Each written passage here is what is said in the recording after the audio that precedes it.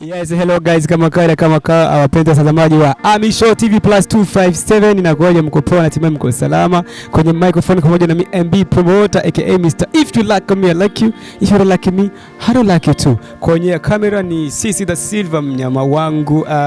Na timu mko poa popote mlipo, ikiwa Canada, Marekani, France, Uganda, Kenya, East Africa nzima, Ulaya nzima, na timu mko poa, Turiki, Saudi Arabia, mko salama, mnatufuata nini? Unajua kitu gani?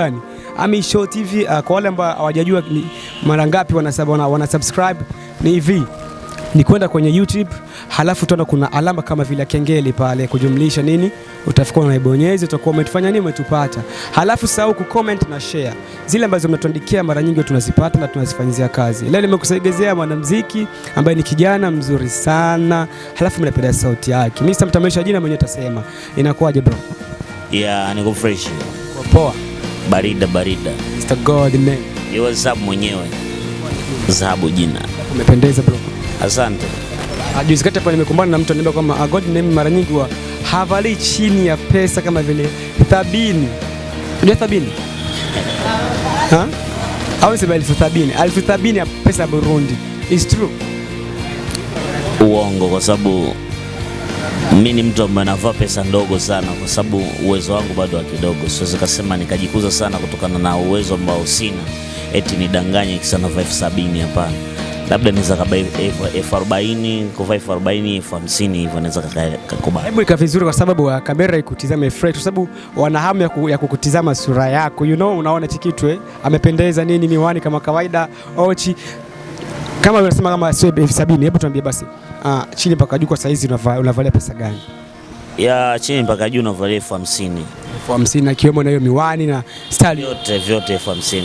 Okay, tuko pamoja na God name, kijana ambaye ni mwenye kipaji, halafu ana vocal nzuri. Labda ungewashuhudia kidogo kwa vocal, kwa sababu waseme labda mimi mtangazaji bado nakupamba nini, unajua mafanzi wakutana wanampamba kwa sababu ni pambe wake nini. Hebu washuhudie kidogo. Yo, what's up? This is your boy name driver. Sio mpaka iwe vile tushwane tugombane donekane kwamba tupendani mama, waache walete vimaneno visio na maana. Mimi na wewe tuzidi kuonesha upendo wetu, bora tuwe mfano kama Damu na Hawa walipendana kwa dhati sana na wakaunga mapenzi.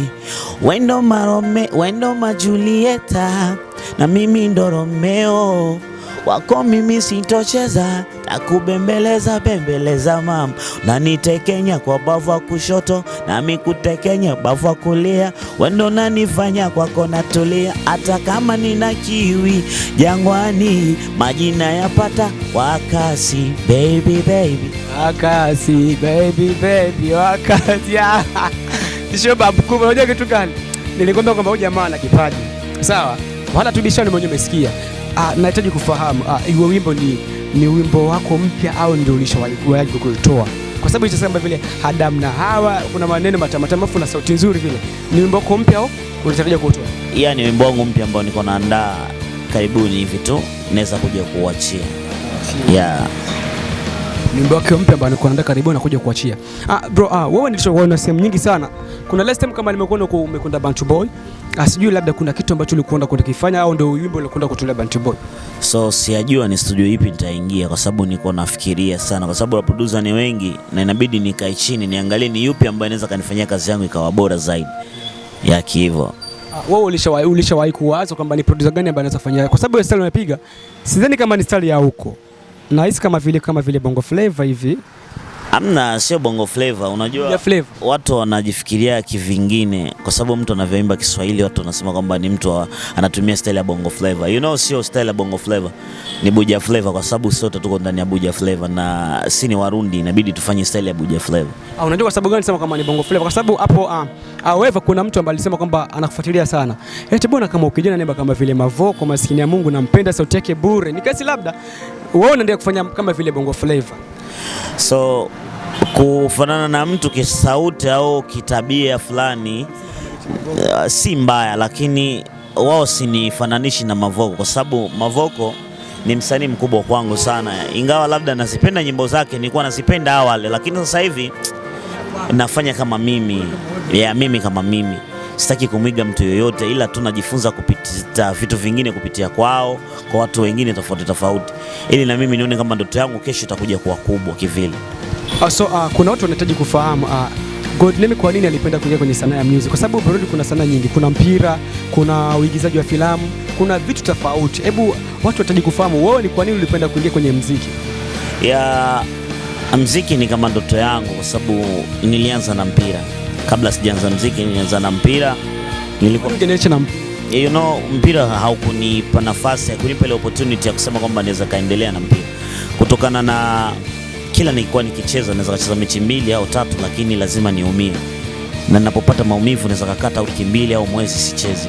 Nikaona kwa nini nijichoshe na mpira wakati mpira sometimes unabuyu sana. Labda unaweza kaingia uwanjani ukavunjwa mguu, labda ukapigwa sijui nani kwenye meno yakatoka vile, ukabaki mlemavu kiasi fulani. Nikasema hapana. Nilikuwa sijui kama nina kipaji cha kuimba, lakini nilikuwa naupenda muziki kutokana na vile ninavyousikia kwa wengine. Nikawa najifunza kupitia nyimbo za watu wengine. Mwisho siku ikabidi na mimi nianze biashara yangu ya kuimba. Hebu tuambie inspiration ya kuimba ulitoka nani? So inspiration ya kuimba, unajua kabla awali sijaingia nilikuwa nafuatilia nyimbo za watu tofauti tofauti. Msanii ambaye nilikuwa nafuatilia enzi hizo kipindi tungali shule, ilikuwa ni kipindi ambacho Lolilo alikuwa yuko hiti sana hicho kipindi. Tukawa tunafuatilia nyimbo zake, tukawa tunazipenda kivile. So si kwamba ilini inspire sana kuweza kuimba kama Lolilo, hapana. Niliweza kuikariri nyimbo yake moja ya Lolilo. Nilikuwa nazipenda na nazisikia, lakini kama shabiki na sometimes nilikuwa naziimba, lakini siimbi zote, naimba vipande ambacho kinanifurahisha na kiimba kivile. Lakini nilivyoanza music nilikuja kugundua kitu fulani kupitia kwa wasanii tofauti tofauti, lakini ilikuwa si wasanii wa Burundi sana, lakini ilikuwa ni Tanzania. Nikawa kama nasikia, naangalia uandishi wao, naangalia nyimbo zao kisi wanavyoziimba, zinakuwa zinanipa faraja fulani. Nikasema kwa nini na mimi nisiwafuate hawa nyendo zao, ili nione kama na mimi nitafika sehemu ambayo naitaka. Ikawa hivyo. So walikuwa wasanii wengi. Unajua kipindi hicho 2009 walitoka wasanii wengi sana. Ilipofika 2012 ndo tukaanza kujua, kwa sababu nyimbo mavoko moja ndo nilikuja kuipenda sana zaidi. Mbona silali, mawazo kichwani, ana watoto nyumbani. Ikawa hivyo, ikawa inaniinspire ni nyimbo mpaka leo na kaga nikisikia sana. Sizani kwa sababu mimi mwenyewe nafikiria mimi labda ningekuwa nafanya cover, ningekuwa nafanya cover za watu wengi. Unaona, hata wasanii wa Burundi nilikuwa nishafanya, lakini hiyo bahati haikunitokea. Hiyo ni bahati ya watu wengine, na kila mtu ana bahati yake. Kama mimi mwandishi na mwimbaji pia, ni kitu ambacho oga najivunia sana. Wewe ni mwandishi mzuri wa nyimbo. Hebu nataka kufahamu kitu kimoja. Wimbo wa kwanza ambao uliweza kuandika wewe, ulitoa inspiration wapi? Kwa sababu nahisi kwamba una nyimbo nyingi sana. Tutakuja kuangalia hicho kitu, lakini nataka kufahamu inspiration ya nyimbo yako ya kwanza ulitolea wapi? So nyimbo yangu ya kwanza ilikuwa nyimbo ambayo tulimba na kijana wangu mmoja hivi. Ilikuwa inaitwa Nielewe. So ni nyimbo ambayo tulikutaniwa studio. Tulikuwa tuko wasanii wengi. Baadhi ya wengi walivyowaita kuja kurekodi, wao wakasema kwamba hii kitu hatukiwezi. Ilikuwa ni collab. Ilikuwa ni nyimbo kawaida kwa sababu ilikuwa kama collab fulani. Collab. Mimi nilikuwa nimeenda studio kutembea, ilikuwa kwa Liza. Kipindi anatumika Hope studio. Nilipofika pale nilikuwa ninauliza bei ya studio. Wanipe orodha ya bei ya studio ili na mimi niingie studio. So na ikawa kama kwenda kuomba msaada pia. Nilipofika pale nimekaa kama saa 3. Kuna dogo alikuwa anakuja kuimba. Alipokuja kuimba, sasa hivi dogo haimbi, lakini ameshagaacha. Sasa hivi dereva wa mikoani. Alivyokuja producer Clovis, ilikuwa hiyo pindi tulikuwa mimi, Nio, Pitanio. Alikuwa msanii wa zamani yule nani, Titidor. Walikuwa wako wengi pale, so wasanii walikuwa wengi na wengine nilikuwa siwafahamu kivile. So walivyomuuliza nani Liza Classic. Liza alikuwa yuko studio nyingine, Pitanio. Akamwambia kwa nini usije ukamsaidia dogo kumwekea chorus. Alivyosikia nyimbo akaona kwamba nyimbo mimi na hii nyimbo tukutane hata kidogo. Yaani na Kiswahili nini? Sababu mimi alikuwa kama hawaniamini kiasi fulani, hawajawahi kunisikia. Alafu na wao walikuwa kama ni mastaa. Wao kwa sababu walikuwa ni mastaa. Kuimba ni sisi kafanya na underground. Nilipokuja producer akaniambia, dogo, ushawahi kuimba? Nikamwambia mimi najaribu. Hebu kajaribu kuimba tusikie. Nilivyoingia nikaweka vocal tu. Akashtuka producer akaniambia, "Da, nilikuwa siamini. Hebu weka na." Hiyo ni swali ambalo kila mtu waga anamuuliza mwenzie. Akaniambia, "Kwa nini usiweke na verse?" Nikamwambia haina shida. Nikaikaa pale nikaandika nikaweka na verse. Akaniambia, "Hii nyimbo kali." Dogo alivyoingiza naye ikawa fresh. Akaniambia, "Basi malizieni nyimbo." Liza alikuwa na mix nyingine nyimbo studio upande wa pili. Alivyosikia akaachana na ile akaja studio. Akamwambia, "Nipishe kwenye kiti tuanze kazi." Na nasikia nyimbo yenyewe inanipa faraja. Tulivyomaliza nyimbo ikawa sawa. Mimi nikatoka nikaenda. Nilivyoenda asubuhi yake nikasikia ananiambia hivi, "Wanakutafuta studio, njoo." Ya Liza. Nilivyoenda akaniambia, "Vidogo, mimi tutafanya kazi na wewe. Naona kama kipaji unacho." Akasema kama nataka kukusupport. Ya, akaniambia kuna vitu fulani inabidi nikuelekeze uweze kubadilika tu kidogo. Ya, katika uandishi watu wanaandika hivyo, wanaandika vile, wanaandika vile. Nikamwambia sio mbaya. Ni kitu ambacho nikajifunza na mimi kupitia yeye ambavyo alivyoniambia. Ikawa kwamba naonesha ule ukarimu wangu na kunyenyekea kwa sana kwake. So kwa sababu nilikuwa nahitaji kitu fulani kutoka kwake. So ilivyofikia hapo tukafanya hivyo, yakawa mazuri sana. Mwisho wa siku nyimbo ilivyotoka ikatoka kweli tulivyoipana, lakini si kwamba ilipendwa sana kivile, lakini walioifuatilia ilikuwa ni wachache kivile. Kipindi hicho nilikuwa sina hata account ya YouTube. Yeah. Sio kama wewe mwenyewe, kwa sababu wasanii wengi walikuja kufumbua macho hapa wakati ya kakangu mmoja hivi alikuwa mtangazaji Usmani Ungura, alafu alikuwa anaanza kuachana, ndio alikuja kufunguka macho kwanza kufanya mambo ya YouTube. Hata mimi alinichana kwa account ya 2017. Nyimbo alivyoisikia kaipenda. Unaona? Kaipenda sana, kaambia hivi, ukijana anajaribu anaweza, ila tu hajaipata ile support na hajielewi kiasi gani. Akanipigia simu akaambia, "Wewe una account ya YouTube?" Nikamwambia ndio ninayo bosi, ninayo. "Nipe jina lako niingie kwenye account ya YouTube."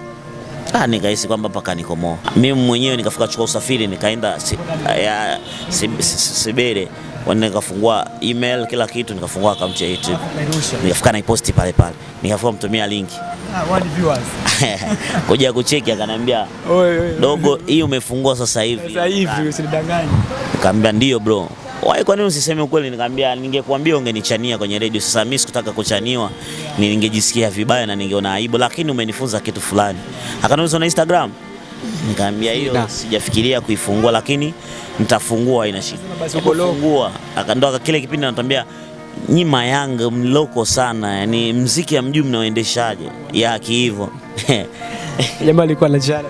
Lakini si alikuwa anawachana watu, lakini alikuwa anawafunza watu kuwafungua akili ili wajue nini wanachokihitaji, kwa sababu hicho kipindi watu wengi walikuwa watumii akaunti za YouTube na watu wengi walikuwa wanatumia labda zile CD tu, nyimbo zishie kwenye CD basi.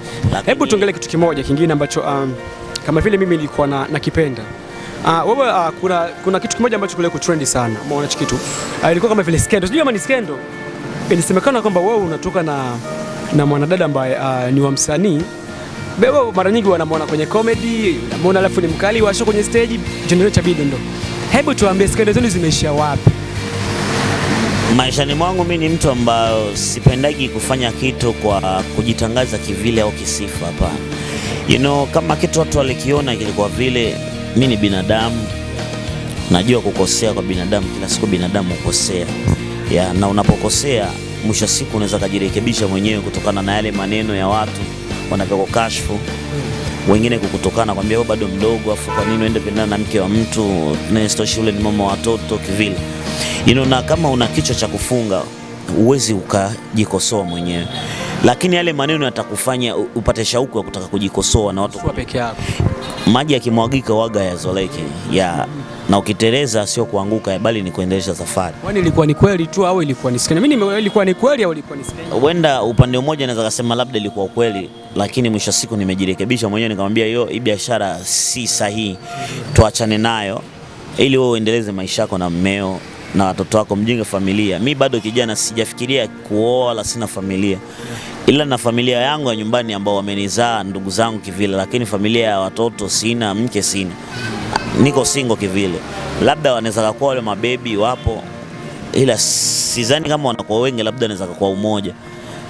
ambaye inaweza kuwa niko naye, lakini sijajua ni yupi ambaye itakuwa bibi wangu mama watoto wangu, sijajua. Okay, I need to know, wewe una manager ambaye anakumanage au unafanya kazi kwa kujisupport peke yako? Mimi ni mtu ambaye najituma peke yangu, sina hiyo support ya watu, labda nina support ya mashabiki ambao wanazifuatilia kazi zangu na kuniunga mkono kupenda kazi zangu, lakini kusema management sina. Yeah. Na kwa nini upende mara nyingi nyimbo zako za Kiswahili, kwa nini upende kuimba nyimbo ya Kirundi? Au nilo mtu anakuta kama labda anakopa nikiandika ndandika makosa, kwa sababu najua kama ulizaliwa kama Nyakabiga, kama sijasahau, kama Bwiza hivi.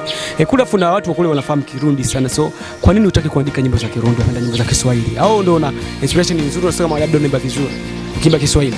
Inatokeana MB boy. Mimi wengi wanasemaga kwamba msini wa Swahili, na mimi ni mtu ambaye nimezaliwa Nyakabiga, lakini maeneo yangu sana mimi ni Uswazi ndo anything na kwa niko kule.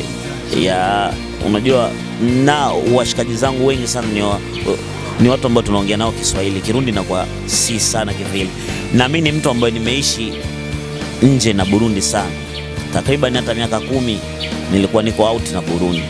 So Kirundi si kwamba sijui, hamna, ninazo nyimbo nyingi za Kirundi ambazo zipo na zihifadhi na watu hawezi kujua. Ni surprise kwa kila mtu, nitamwachia kitu ambacho hatoelewa, unaona. So Kiswahili ni international language, inaenda sehemu yoyote ile, na Kirundi ni hapa nyumbani, tutafanya ni hapa nyumbani. Labda ikivuka sana Rwanda, ndio hata watu wa Burundi wako nchi mbalimbali tofauti, lakini wakisikia watasikia, lakini Kiswahili ni lugha ambayo inaenda sehemu mbali sana, kwa kila mtu anamuelewa mtu na unaelewa kitu ambacho alichokiimba. So ni kitu ambacho tujivunie kuona Burundi tuna kila talent ipo. Wa Kirundi ataimba Kiswahili, Kifaransa, Kiingereza, hata mtu anaimba Kichina hakijui, lakini anaimba na unakiimba. Wakikuoje ulimba nini na vingine tutadanganya, lakini watu wataelewa tu, kwa sababu nitakuwa sijui Kichina na wao ukijui, nikikwambia ni hivi na hivi utaelewa, kumbe. Lakini ukija kugundua, ukija kuelewa, utaelewa kwamba mtu katudanganya. Ndio hivyo, lakini tuelewe support ni ya muhimu kwa mtu yoyote, si kwamba naimba Kiswahili au Kirundi, hapana. Mimi ni msanii wa kwanza waga najivunia sana nyimbo za nyumbani. Mimi msanii yote akitoa nyimbo, mimi akinitumia link naingia YouTube na download na kwenye simu yangu, na kaa nikisikia alimba nini, ili na mimi kesho. Unajua kushindwa kitu ambacho unacho mwenyewe unakuwa mvivu. Inabidi ujipange sawa sawa, kuangalia huyu anakuja kwa hii njia, basi acha na sisi tupigie hapo kwa anapigia yeye, toni na si labda tutabamba pale, unaona. Kwa sababu kama ukienda tofauti na vile ambavyo shabiki wanataka, unaanguka. Kwa sababu si watu wasiseme eti kwa sababu naimba Kirundi ndio maana watu hawanielewi. Hamna, kumuelewa mtu ni muda, na kila mtu na muda wake. Wewe una account ya YouTube, nafahamu hicho kitu, na account ya YouTube kama nilivyosema. Hebu kama vile unaweza kukumbuka watu ambao wanakufuatilia kwenye YouTube ni kama vile wangapi hivi? Si wengi kivile, lakini nashukuru Mungu kuona siku baada ya siku kunakuja umoja baada ya mwingine. So hapo nyuma awali nilikuwa na watu 106. Sasa si saboni. Walivyoenda wanaongezeka wakafika kwa 102. Lakini namshukuru Mungu sasa hivi wameongezeka kiasi kikubwa. Unajua kutoka kwa 206 kufika kwa 513 ni jambo la muhimu la kushukuru. Kufika kwa 503. Lakini au si kwamba nashukuru kuona nimewapata kwanza. Labda kuna wengine hawana watu. Mimi ndoto yangu watakuja tu pole. Unapofanya kazi nzuri, basi tegemea kupata malipo mazuri. Usitegemei pesa kwa haraka. Pesa inakuja ukiitafuta. Okay, kitu kimoja kwamba nimeshawahi kuona kwamba wasanii wengi wanatoka kwa sababu labda ya makolabo. Sasa hivi kwa nini wewe unapenda kufanya kolabo? Mara nyingi sijui kuona wewe unafanya kolabo na msanii kama vile mkubwa, ufanye naye kolabo. Wewe ni kwamba inaweza kuwa ni njia nzuri ya kuweza kufanya wewe unatoboa yani kinoma. Ni kujidanganya.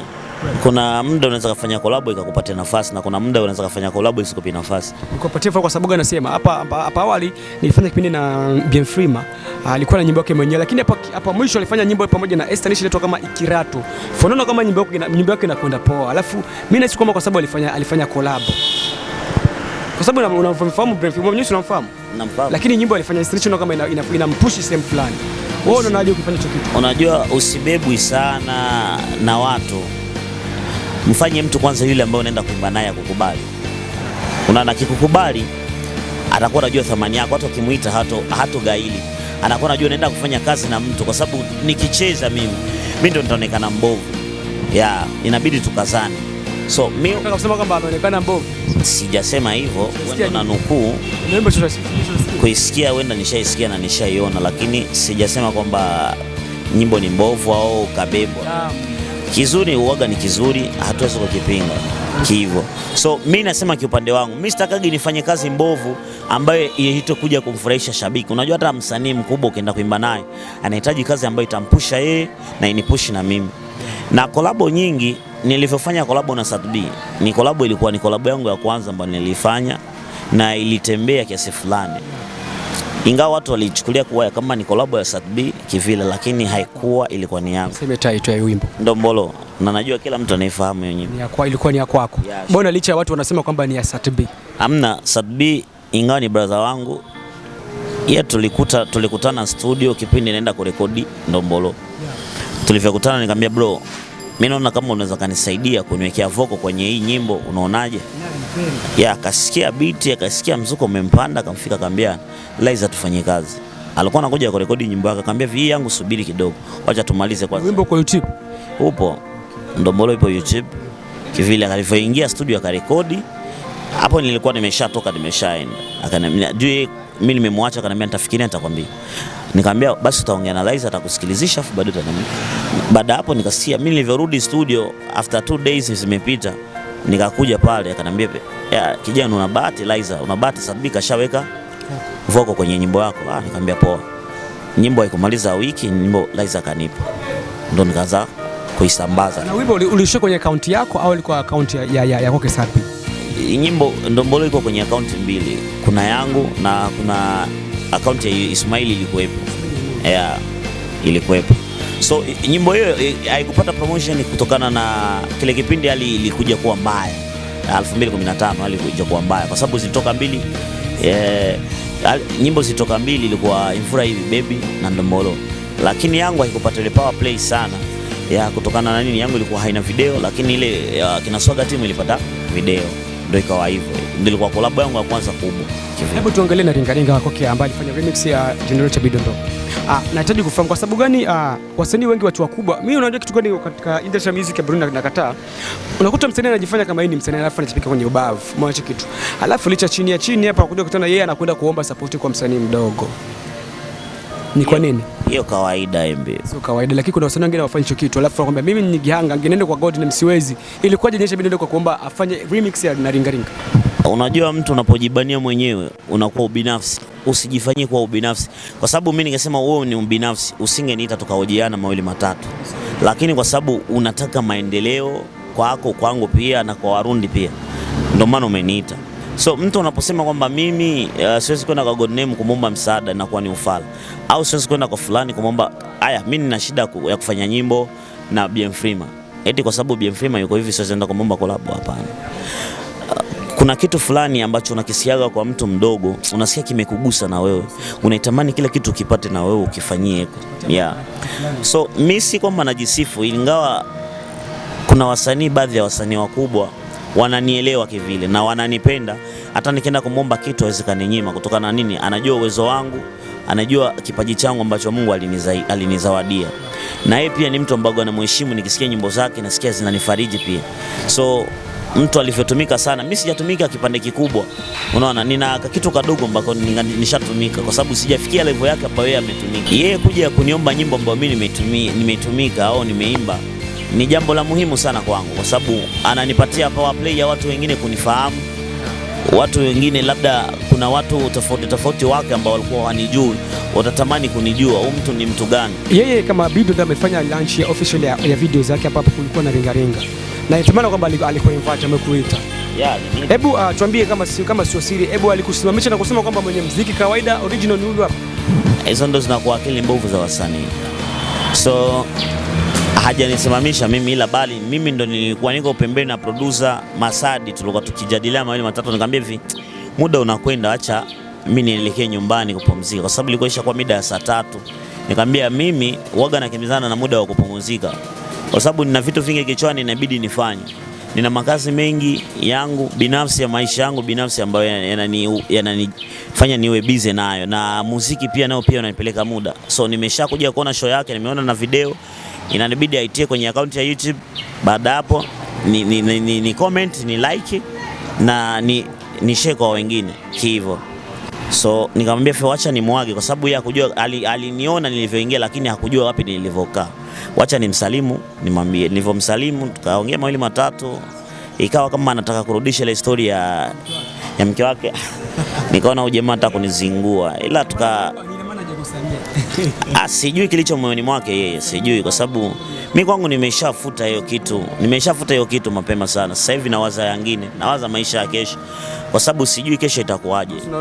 Una mchumba? Lakini mchumba huenda naweza kuwepo, lakini sijawa na imani na wewe umesema Kamenge mimi sina mchumba. Wacha uongo. Sijamkana, you know. Nani bani hauna bahati wamekukana mbele ya kamera. Tuendelee na kwetu. Tanganye biboy eti mimi nina mchumba. I am single, mimi niko single. Mpenzi wangu muziki sana. Labda akija mchumba wanawake wa Saudi watakufuata. Kama Benfrima watakufuata. No, hapana, mimi siko mchumba. Mimi nina moyo wa kupenda. Nina moyo wa kupenda. Sitojifanya kingo wa mahaba wakati mahaba siyafahamu. Mimi nayaimba tu lakini siyafahamu. Kwa sababu mimi mwenyewe fyetu kabisa. Kichwa changu yani ukikivurua kidogo biashara inaisha mapema. Hebu tuendelee basi. I need to know a project yako ya mwaka 2021. Kwa sababu I know project ya mwaka 2020 watu wengi walifeli kimuziki kwa sababu kutokana na licha ya magonjwa ya corona.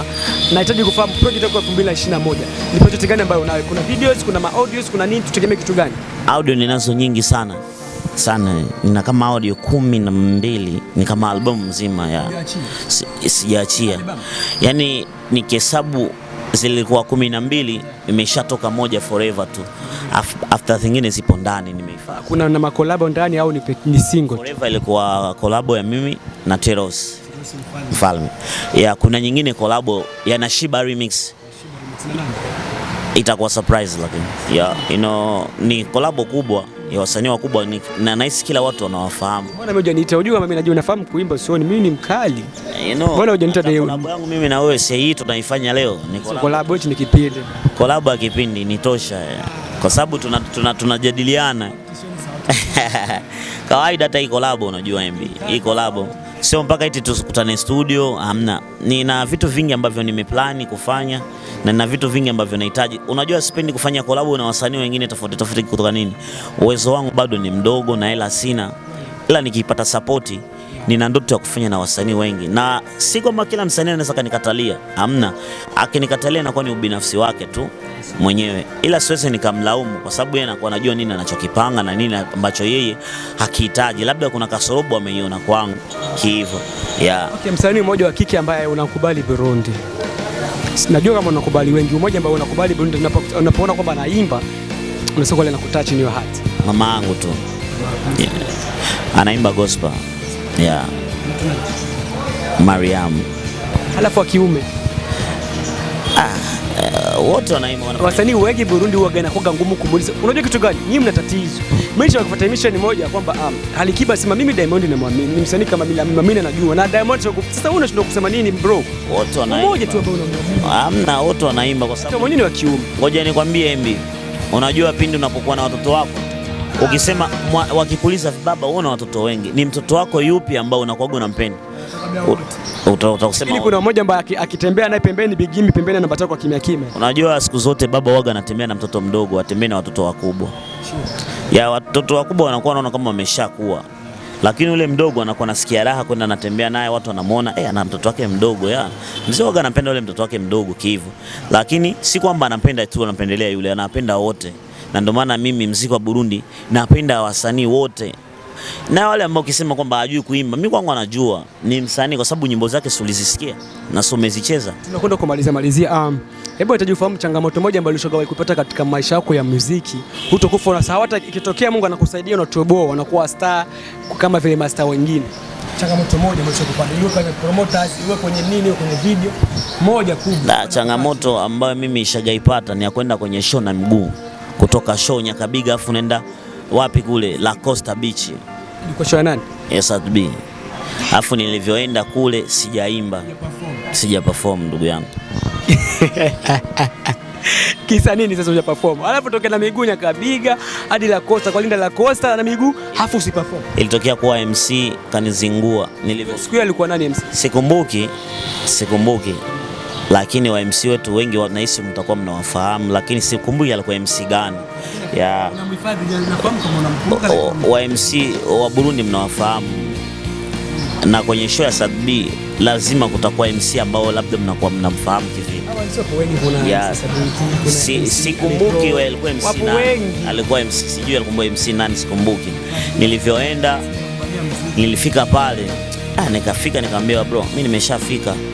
Unaona kulikuwa sehemu ya kukaribisha wasanii na kunakuwa sehemu ya wale mafanzi. Mimi nikakaa kwenye mafanzi pale zangu. Mimi kimya kama sipo. Yaani nifika nikamwambia nipo hapa, akaniambia asubiria likianza nitakuita. Ilivyofika saa 1:30 ya usiku nikasema hamna.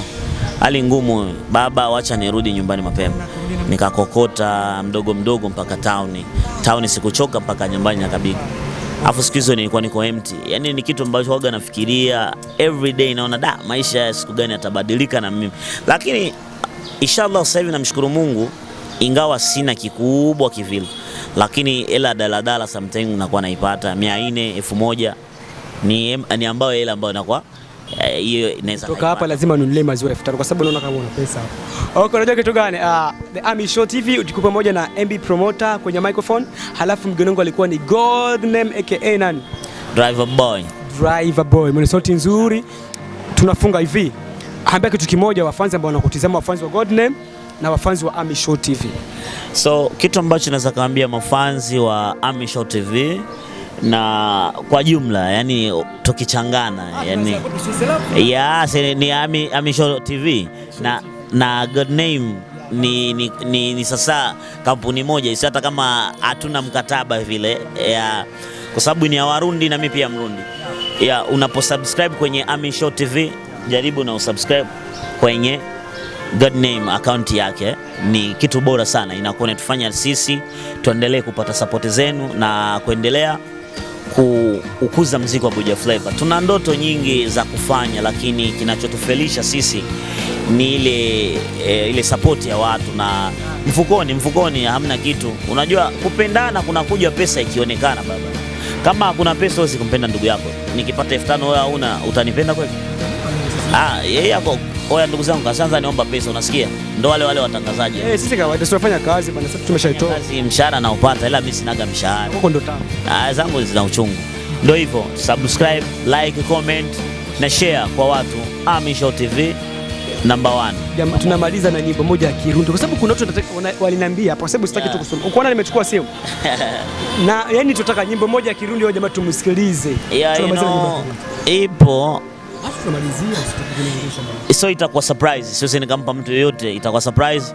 Kitu ambacho naweza kusema sijaikariri sana kichwani kwa sababu mimi ni mtu ambaye nikiandika naandika naweka.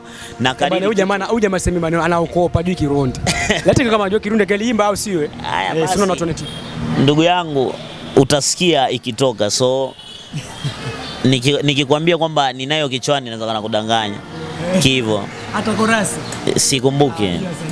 Sure sikumbuki. Okay, tunafanyaga hivi. Ciao. Usikose kusubscribe, share and comment. We need it. Tuambie tujue ni kitu gani tunafanya labda kikufurahishi wewe ambao unatutizama.